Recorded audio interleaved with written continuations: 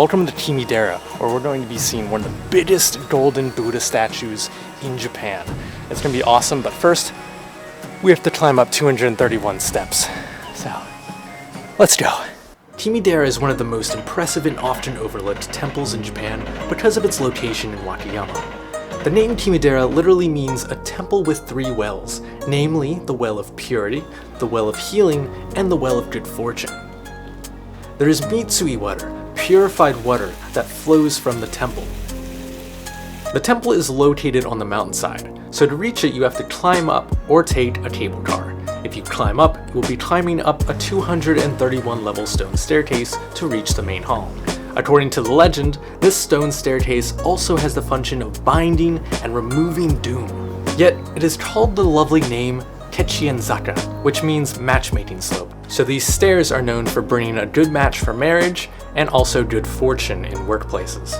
There's also the beautiful Sakuraman, the vermilion cherry blossom gate built in 1509, and the Shoro bell tower dating back to 1588, all designated as important cultural heritages. Here we have Ito Shonin, the founder of this temple ground. He's sitting upon a lotus leaf, which is very cool.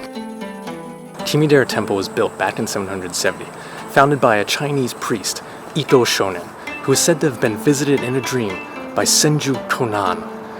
And in this dream, he was told to go to a mountain and pick up medicinal herbs. But when he went there, he found at the mountaintop a small statue of Senju Kannon. But who is this Senju Kannon? Well, Kannon is a bodhisattva, someone who has reached nirvana, specifically a bodhisattva of compassion, who comes to help those in need and distress in the human world.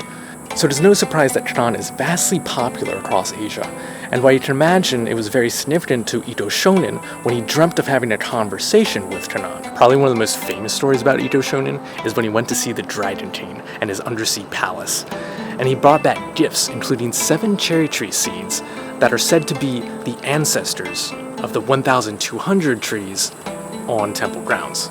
Although the Edo period version of the story actually tells of him getting the seeds from the daughter of the Dragon King, a beautiful woman who came out of one of the springs here in temple grounds.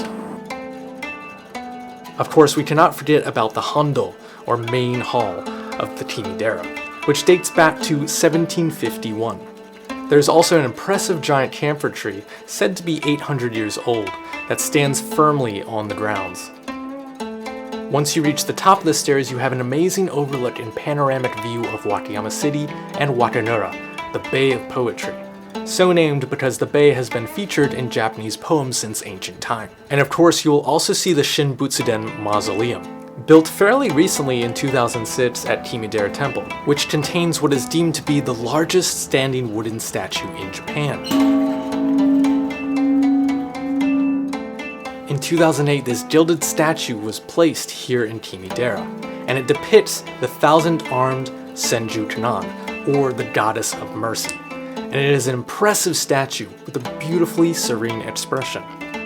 In one famous story, Kannon swears to free all those in samsara, the cycle of suffering, but despite his best efforts, he realizes that there are countless souls to be saved. In a state of great distress at this quandary, his head suddenly ruptures into 11 pieces. Amida Buddha, who is served by Kannon, sees his plight and bestows him with 11 heads to hear the suffering of humans. Kannon tries to reach out again at the multitude, but finds that his 2 arms are overwhelmed, and they also shatter into pieces. Once again, Amida comes to his rescue and gives Kannon 1,000 arms to alleviate the suffering of the earthly realm, and that's why he is depicted as having a multitude of arms. From the 8th century onwards, Senju Kannon was worshipped as an independent deity, particularly by those seeking relief from illness and pain. But Senju is not the only Kannon, and this path actually contains 33 different Kannon, all representing the different temples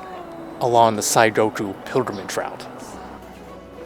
If you want to see more places like this in Wakayama and just in Japan in general, be sure to subscribe to the channel, and be sure to leave a comment for where you want to see me go next. I hope you enjoyed this journey as much as I have. Catch you in the next one.